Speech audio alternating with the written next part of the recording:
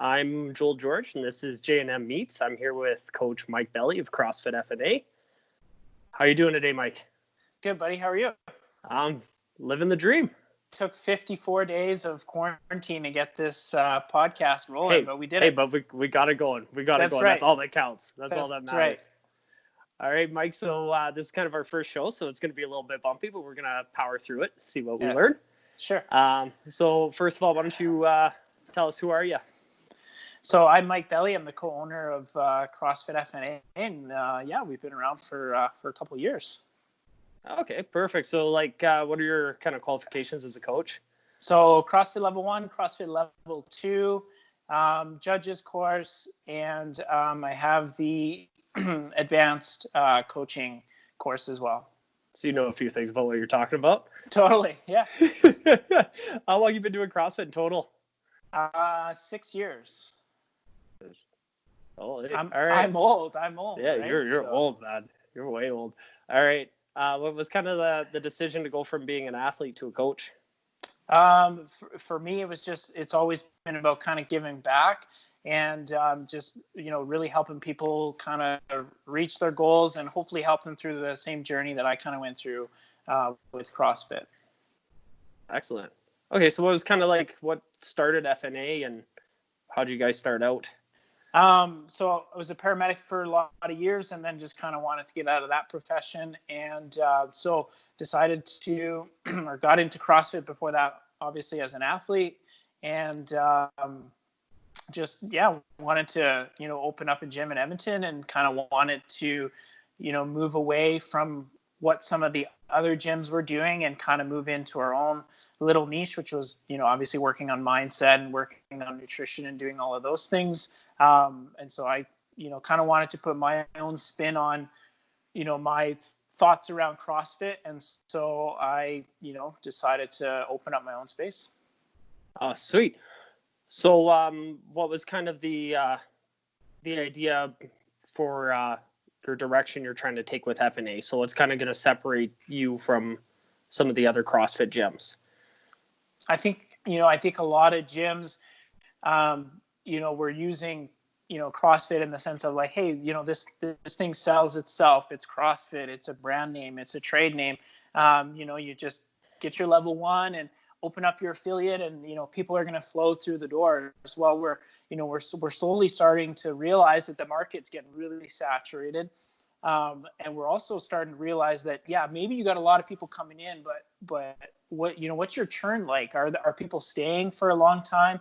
Are you just pumping people in for, 4 to 6 months and then, they're getting hurt or they're going somewhere else or they're not seeing that value. And so,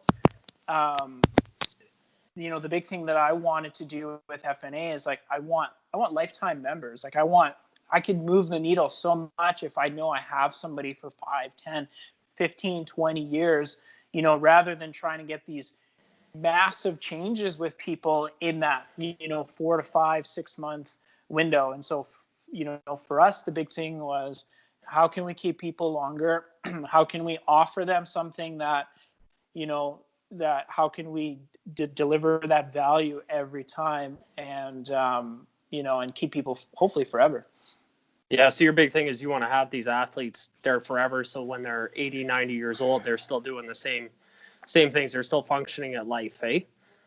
I think the way the technology is going now, I think we're going to live a lot longer. I think we're going to be able to, fight off the retirement homes a lot longer. And so, our goal at FNA is, for now, we know death is still a thing. And we know that, we know it's going to happen, but what we want to do is we want you to kick ass for as long as you can, before that time comes. And like I said, if we can, if we can have you in our doors for forever, then, we can do a lot.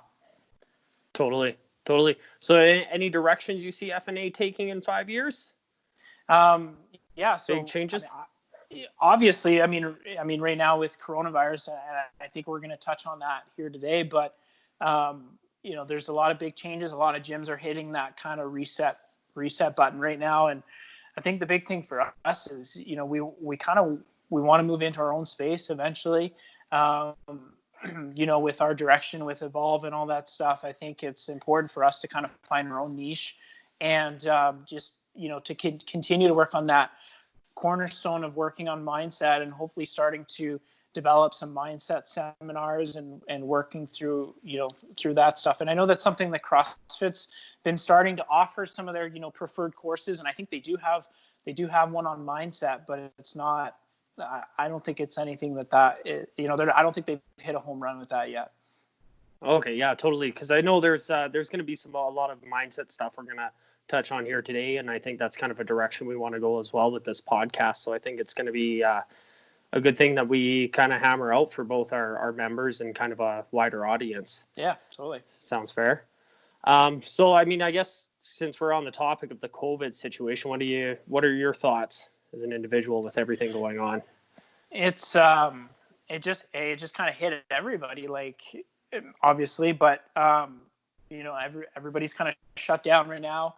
Everybody's kind of doing these online classes, at least I'm hoping so, but I feel like some of us, I feel like a lot of affiliates have just kind of, I've seen both ends of it. I've seen the like really proactive, like, hey, this is the new norm and this is what we need to do. We need to keep moving forward. It's not ideal. It's not perfect. We need to over deliver. We need to keep having a product. And then I've seen the other side of some affiliates just being like, okay, like, let's hunker down. Let's wait for the storm to be over. I don't know which one's right or wrong right now. I mean, I like I said, we're on, day number 54 since FNA's, since we closed our doors, and I mean, we closed down a little bit early, but I don't know what is right or wrong at the moment. And I think that's, where a lot of affiliates are struggling is we don't really know like what to do. So, I think at the end of the day, though, I think it's still an opportunity for a lot of people from a personal standpoint to kind of hit that reset button. I think from an entrepreneur perspective, I think it's a great opportunity to do something else, try something new. I don't know, take a break. Yeah. What I mean? Like there's nothing wrong with just doing nothing right now. Like yeah, totally. Kind of hitting the reset button.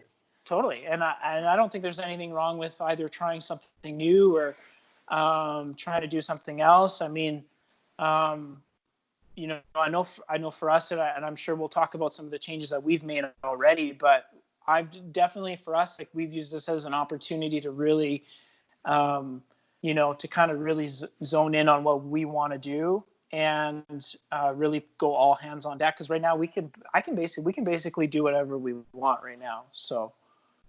So totally. We have that opportunity to do that.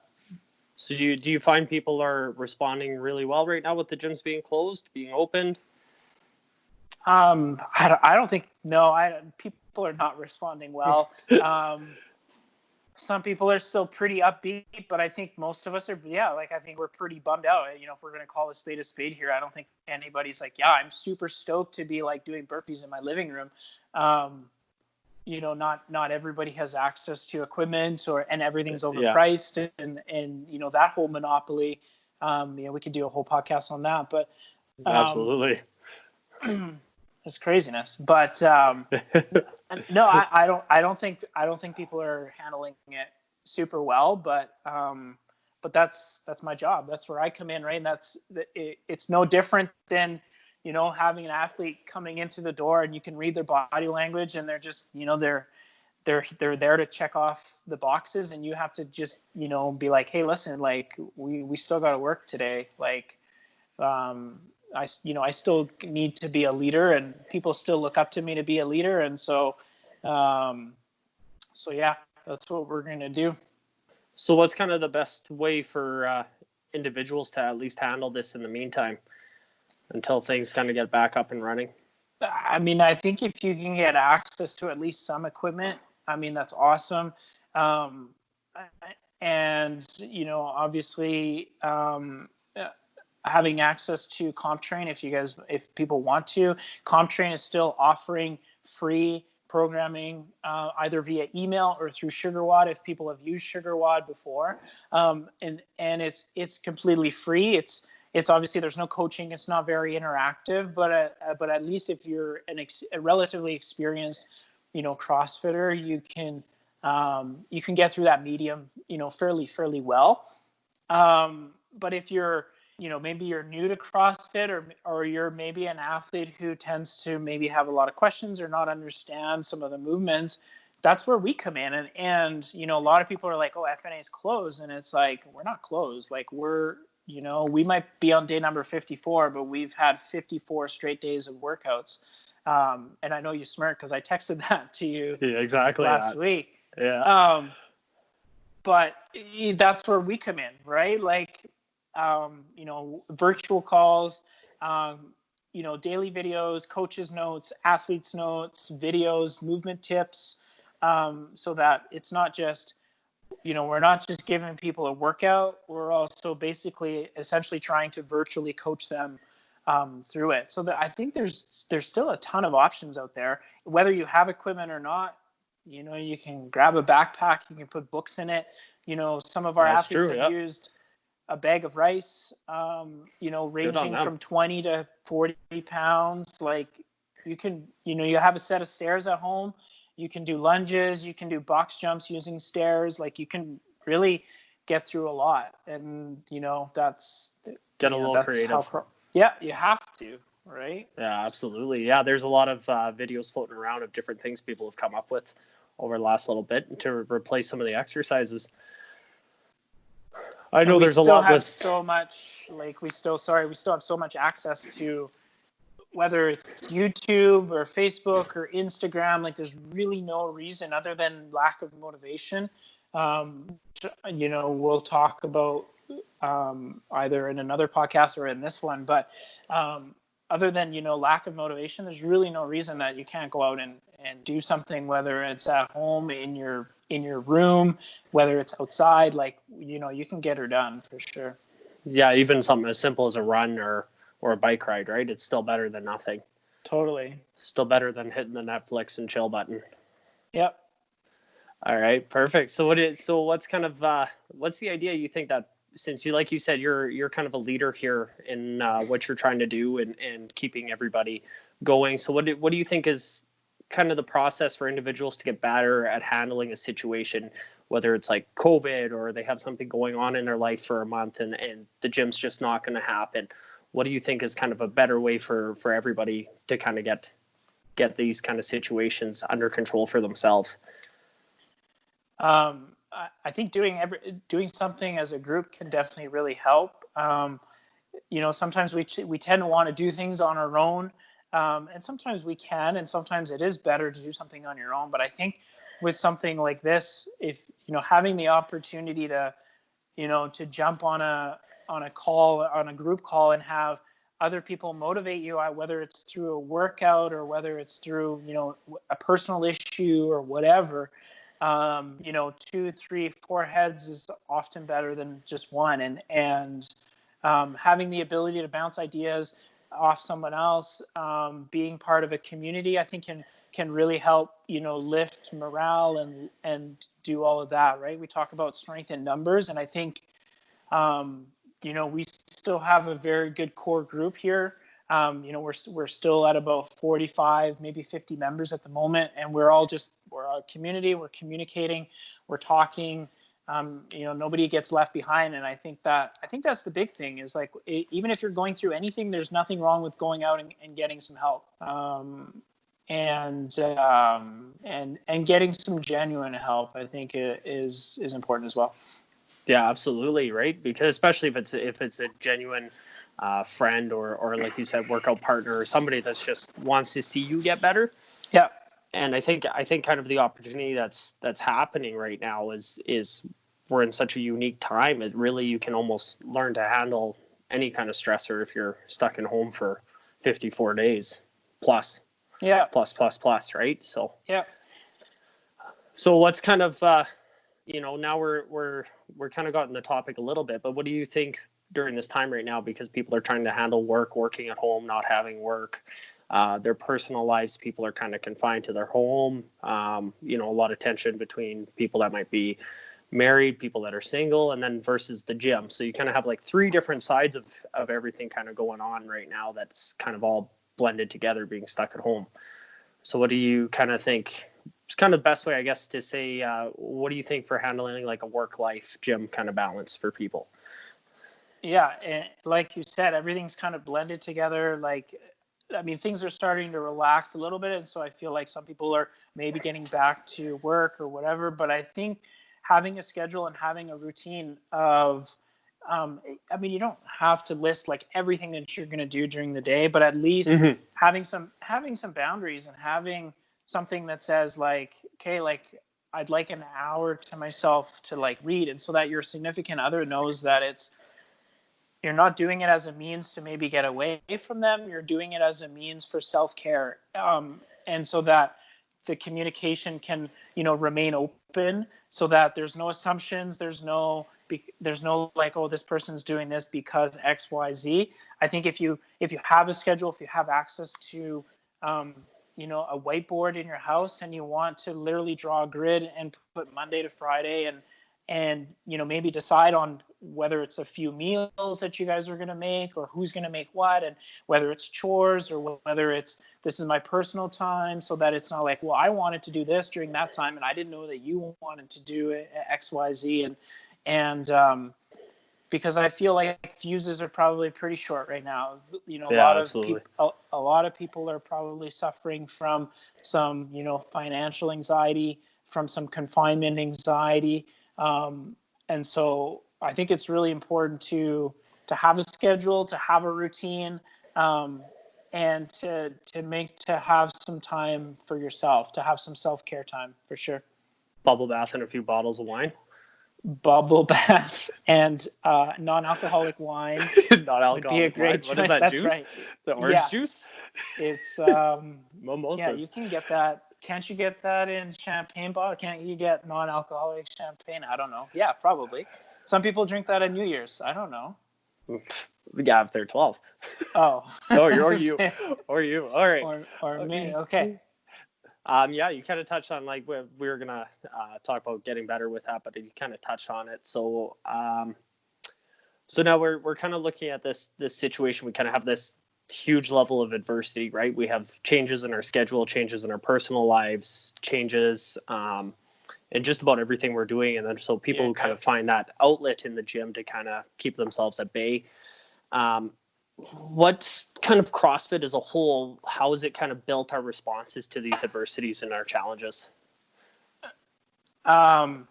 Great question, and I love this question because right from the beginning, right from like day number one, whatever it was, March the 16th, when Trudeau was like, "Stay at home," and I was like, CrossFit was designed for this. Constantly. Yeah, that was the first thing you right? said right away. Yeah, you told all of our members CrossFit is built for this. It's simple, right? Like before the barbells, before the dumbbells, before the kettlebells, right? Before the assault bikes and rowers, CrossFit was, a famous workout, right? Cindy, pull-ups, push-ups, and air squats. And CrossFit was absolutely designed for this. Constantly varied functional movements.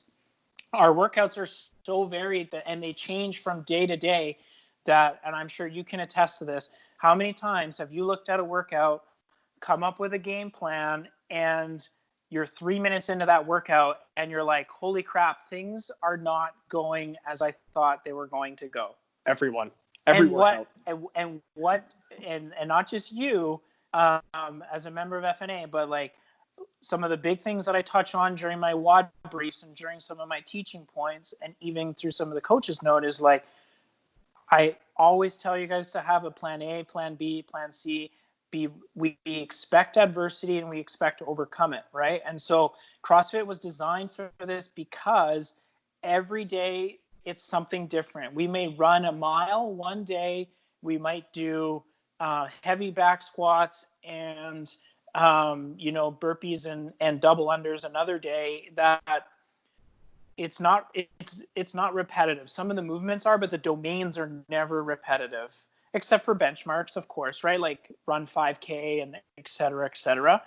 But for the most part, our metcons, the domains are never repetitive. And so every workout is a new experience.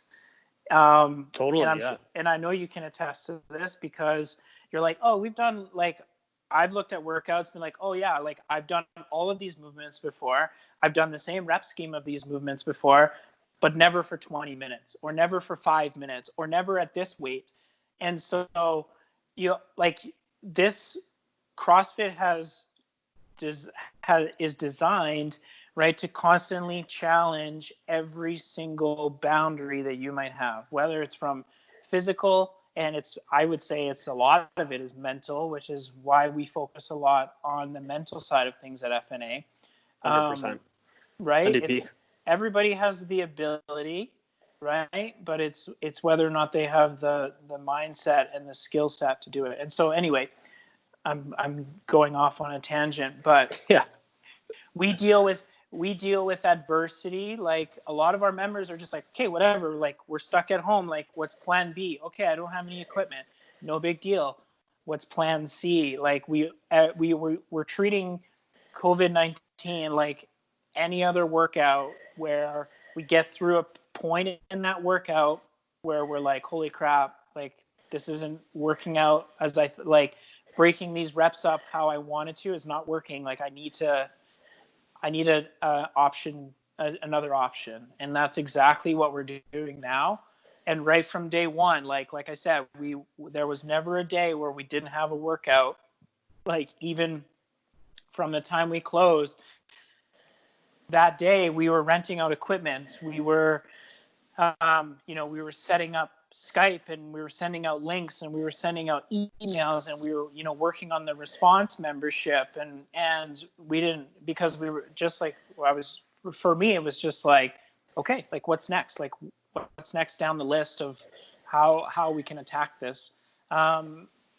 Whatever. And regardless of what happens, if they relax and we get locked down again, like I'm not worried about it. I'm really not.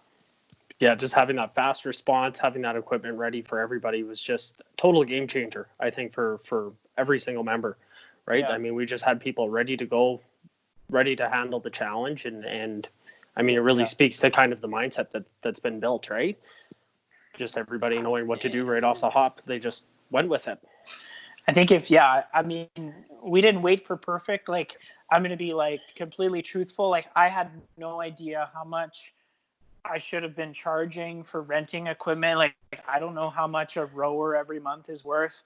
And like, instead of waiting and instead of like trying to research and like crunching numbers, like for me, it was just like, get it out to the members. If somebody wants a rower, somebody wants a bike, somebody wants a barbell, send it out. And then if we crunch up the numbers at the end of the month and we're short, I knew that we could go back and be like, hey, like we need to ramp it up a bit more on XYZ.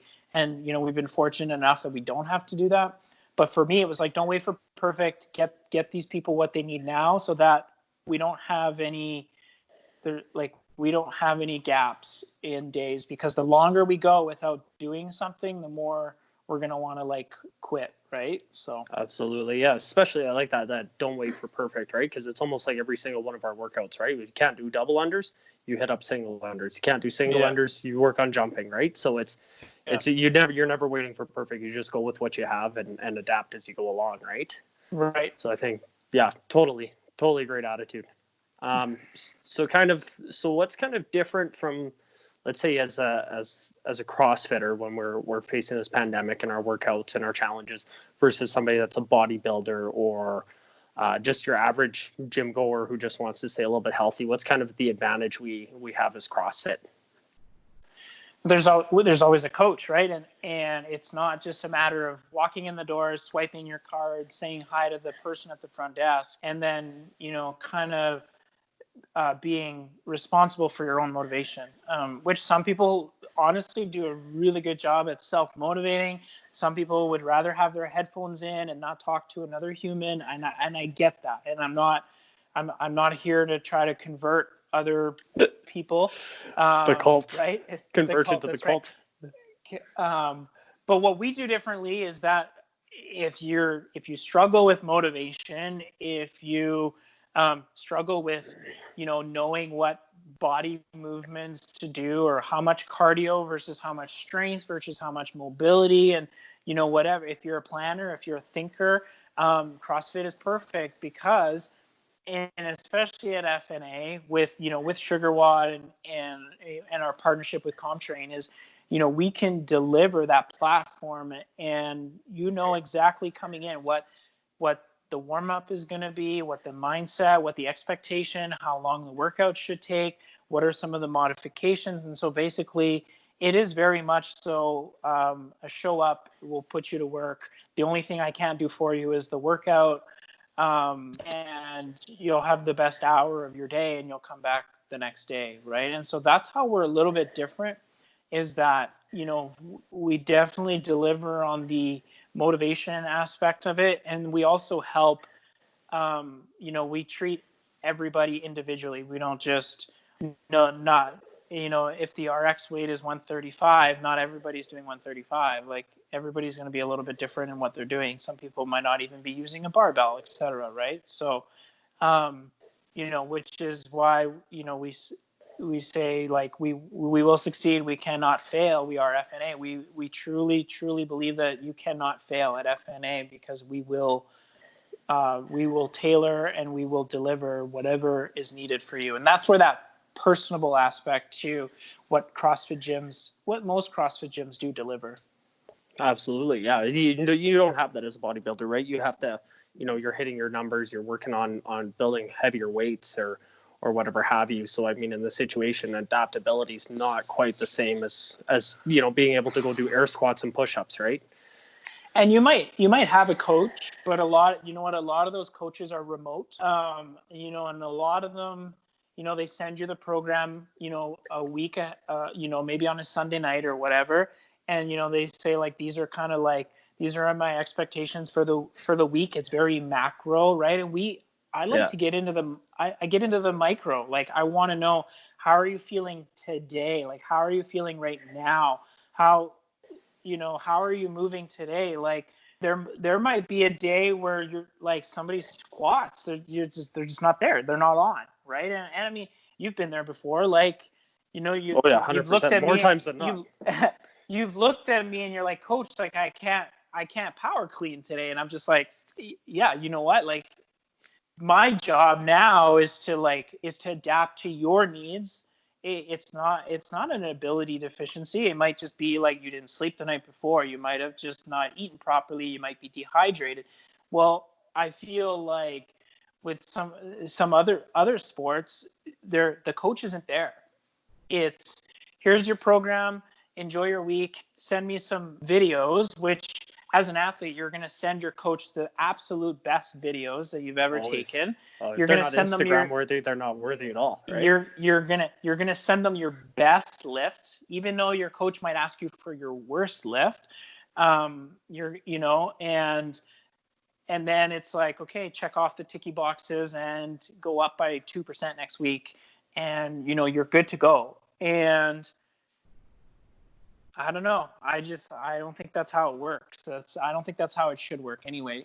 It might work for some people, but I think that if you want to get to that less than 1% population, people that go to the CrossFit Games, people that are the fittest on earth, I think there's more to that.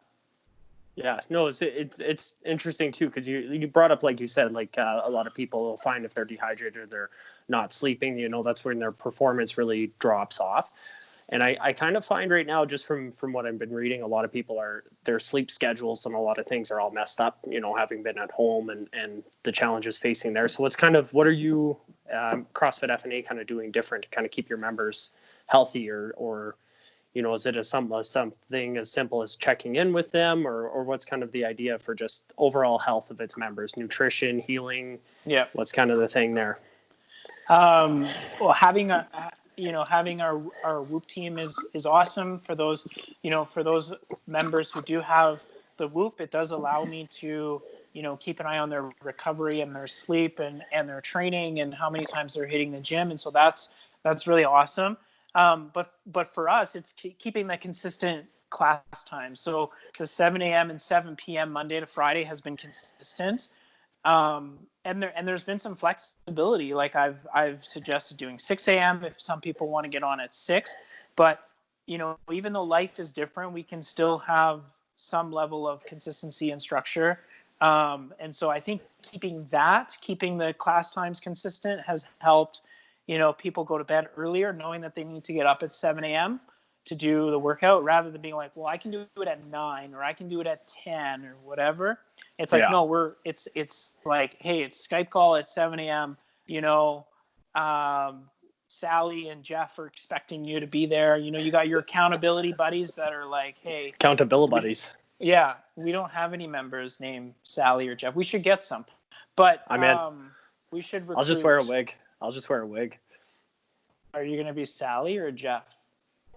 Well, I'm pretty bald, so I can be either or. That's true. But you know what I mean, and that's going back to community, and like if you know people are expecting you at the gym, whether it's at an actual physical gym, and we were at FNA, or on a Skype call, like, right? And then people are going to go on SugarWOD and be like, hey, why weren't you at the workout? Why didn't you, like, people are going to start texting other people and being like, hey, like, haven't seen you in a while, like, where you been at? And so it's like, I have little mini coaches that are always helping me out, and that's you guys, right? And I think that's what a leader is unlocking people's ability to where they couldn't do it themselves, but also creating leaders as well in you guys, and holding each other accountable and helping each other out. Nobody's better than anyone else, et cetera, et cetera. So totally. I think SugarWOD's kind of a good platform, because then everybody can kind of cheer each other on, right? Yeah. Even if they can't make it that day, hey, you know what? Great job that you did. Absolutely. Yeah. Or even if they just went out for a run and they didn't do the workout, or whether they, like, I honestly, like, I don't even really look at how much people, like, either scale or, like, I don't even care. Like, I'm just happy that people are throwing their scores in there. If somebody messages me about, like, hey, how do I do this movement? Then, like, of course I help them out, but I don't really look and see, like, how heavy people are doing the weights. Are people getting stronger? Like, it's not really about that. Like, we have lots of time to get strong. Right now, it's just like, let's maintain, hopefully, and let's hopefully slow the decrease in the flexibility, strength, etc. Yeah, no, absolutely. So it's a good one you bring up with flexibility, because I was going to say is, so what are kind of the opportunities that might not necessarily be a workout that kind of people have a chance to dial in, right? Is it that flexibility, nutrition, mindset, healing? Like, it's a good opportunity too. I know, like, for myself, I've been able to heal up quite a few injuries with my thumb or my elbow and so on and so forth. So what's kind of the opportunities that people can kind of do there if maybe they can't make out the workout, or just can't find the motivation, right? What's kind of some of the other stuff they can be doing? I think that I think you have to do a self-assessment and say, like, or reach out to your coach for a bit of self-assessment. And I've done some of those things where I have talked to, like, individual persons and been like, hey, I think this is a good opportunity for you to maybe read a couple books about, mindset or whatever. Or if I know I have an athlete that doesn't have the greatest mobility, and used to, I'm not looking 10 at, out of 10, well, I am 10 looking out of 10. at you. 10 out of 10, yeah. But normally maybe the excuse was I don't have the time, or whatever. It's like, now that conversation, like, now not only my opportunity, but I feel my obligation as a coach is to be like, hey, listen, like, now's a really good time, and I think that you should, wink, wink, work on your mobility big time. And on top of that, if you're having an issue getting motivated, because it's hard to get motivated to work on the things that you're not good at. We all know that. Right. Jump on a Skype call on Sunday for Mobility Sunday, Supple Sundays, 45 minutes. Once a week is still better than 0 times a week. And if we can maybe double that to twice a week, that's a 200% increase in your amount of, mobility that you've been doing. So I think you have to look at what you're deficient at. If you don't know what that is, that's where I come in. If you know what that is, but you don't have the motivation, that's where I come in. Because I'll just do it with you. I won't read a book with you. I could, sure. But I'm in. I'm in. Let's That's right. book club at FNA. Paragraph for paragraph. But I'm down for doing mobility. I'm down for talking about nutrition. I'm down for talking about, like, I'm happy to get nerdy about all that stuff. And even book recommendations. Yeah, sure. Let's start a book club. I mean, we started a podcast so that we can, try to give people as much information as possible, right? So it's the team bubble baths, right? Yeah, we could Skype that. Well, maybe not. Okay, so we only got a few more kind of ideas kind of to cross off here, but what's CrossFit FNA going to do moving forward, kind of building their athletes to respond to these kind of adversities, right? There's obviously going to be a lot of lessons learned here. So what's kind of the idea for, hey, the next time that something comes up, how's FNA going to make that athlete that much better for an adversity on a big scale? I don't really know. I don't really know, and I don't really think that athletes are going to, add this to their programming for, next year. They're not going to put themselves through a 3-month quarantine with limited equipment. Like, I don't think people are going to be like, hey, we need to train for a potential pandemic. I really don't, unless like next year there's a new strain and like basically like every year for the rest of our lives is going to be a potential new virus. I don't know that answer. I hope that's not the case. I don't think athletes are going to be training for this. But I think more than ever, I think now this is going to shed light on how important mindset is and how important, how even more important it is than, what's your 1 rep max back squat? How much can you clean and jerk? Can you snatch over 175? If you're female, 18 to 34. I think people are going to realize that the numbers are going to matter a lot less. I don't know what I do know what they're doing with the games this year, but I don't really know how that's going to turn out. I don't think anybody does. Yeah, I think it's kind of just up in the air. I don't think people are going to be hitting PRs at the games. Like, I really don't.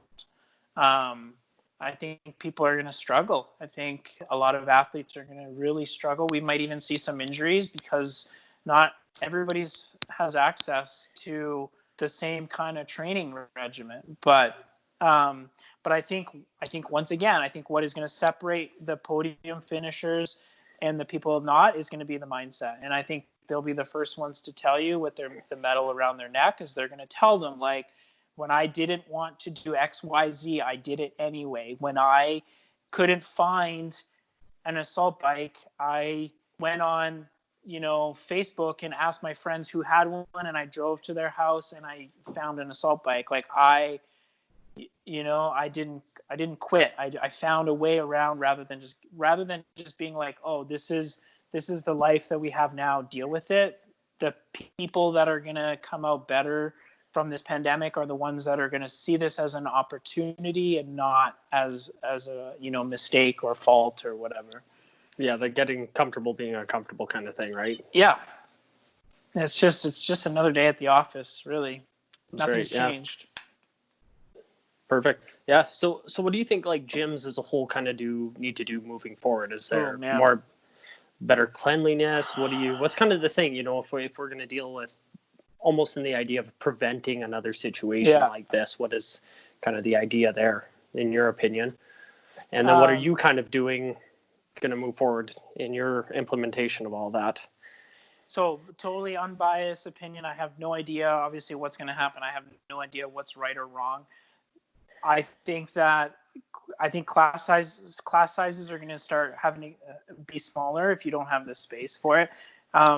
If you look at from a financial standpoint, the way the CrossFit gyms make money is they charge a monthly rate, right? It's not like personal training. It's not a per session. It's not a per week. It's a per month, right? It's generally around, 175 to 250 a month, right? And then how do they offset that low cost or low charge for a membership? Is they have a lot of bodies, right? And they have, they have 100 members, or they have 150 members, or they have 200 members. And what do? They run 10, 15, 20, 30 people classes, right? 5 or Mhm. 6 times a day. That's the model. That's how you don't charge a lot and make money. Well, I think that script is going to have to get flipped. I think we're going to, I think we need to charge more and have smaller classes. But here's the catch-22 is people are coming out of a pandemic without a job. Canada has a 13% unemployment rate. And so how the hell are people going to afford CrossFit? Right? People are going to afford the $10 fit for less.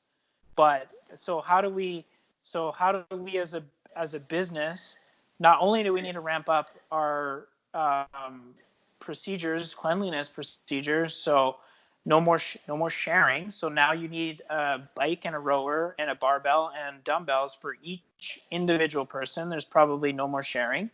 So from a financial standpoint, as a business, you need to invest, make your classes smaller, and potentially charge less.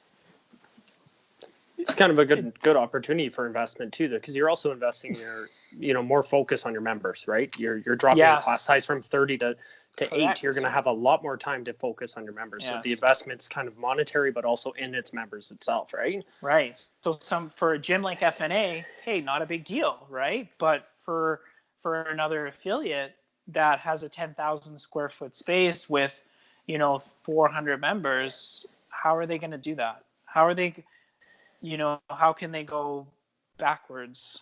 I don't know. It's going to be tough, man. I really don't know like how many gyms are going to survive out of this. I hope most of them do. I liked, CrossFit thing about that the little comp that they had. I liked the idea behind it. I thought it was rushed. I think they didn't. I don't feel like they gave the affiliates enough time to promote it. I think it was. I don't think a lot of people knew about it. I don't really know overall how it turned out. But I don't know. It's going to be tough. So, but for us as FNA, yes. So smaller class sizes, we're probably looking at 40 to 45 minute classes with a 15-minute buffer for people to come into the gym and out of the gym without making contact, right? Because if you have, let's say we do classes of 8 people, if we got 8 people coming out and 8 people coming in for the next class, now that's 16 people potentially making contact. And like, how many of those are going to stay 2 meters apart? Probably none. So we need to buffer 15 minutes for cleaning. So class sizes are going to get, or class times are going to get a little bit shorter. So man, there's going to be a lot of things that change. Like, I don't think a lot of people don't understand how much some of this stuff is going to cost, and how much over delivery is going to have to happen. But like you said, once again, it's a great opportunity to move from a macro to a micro and be able to have more of that one-on-one. It would be like smaller class sizes in a school or something, right? The teacher has an opportunity to have more time with the students, but it's going to be tough. It's going to be really tough. Big changes, right? We don't even know what the government is expecting. Like, do they want people to wear masks while they work out? Do we have to wear a mask? Do we, once we do clean a piece of equipment, does the cloth or the rag have to get washed and replaced? So you could see, like, from cost effective, how much, businesses are going to have to spend on, janitorial services, depending on how big your affiliate is. Are change rooms and showers even going to be a thing anymore? I don't know. I really don't. I don't know what's going to happen. Yeah, it's a lot of changes, big, fast, hard to know. What's kind of your big lessons you've learned as a coach and as an affiliate during all this? You can't get comfortable. Like, you really, man, you can't get comfortable. You can't just come in and check off boxes. You can't just you can't just look at your, lesson plan 3 minutes before class starts and point at the whiteboard and say, this is the workout. You can't. You really have to be aware of potential scenarios. And I think as the leader, I think you have to be the person to show that. And, if my expectation as a coach to you is, listen, like if the weight's too heavy, like you need to be humble enough to take the weight off. But if you're looking at me and a challenge gets, I get pushed with a challenge and I don't know how to deal with it, or maybe I don't handle it the way I would tell you to handle it.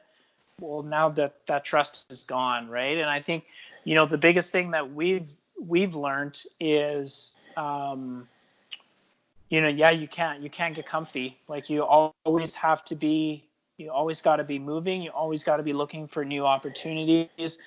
And there really is no failures, only opportunities, right? Perfect. So that kind of brings us to our end, unless you got anything else you want to add. No, what do you want to talk about next time? We've talked about we talked a little bit about, some different stuff that we wanted to talk about, and I think a good one that we could do is chat about like what that 1 hour class is going to look like. And I think we can really, we could really break that down and talk about, from WOD brief to warm up to teaching to getting the WOD done, what that's going to look like. And I think that, if I can be of assistance and help other affiliates through how to break down that hour, I think that would make for a really good podcast. But the hour of power. Yeah. But right. No, that was good. This was really good. All right, perfect. Well, we'll leave it there, and we'll see where we go next time. Okay, sounds good. See you, buddy. See ya. Bye. Bye.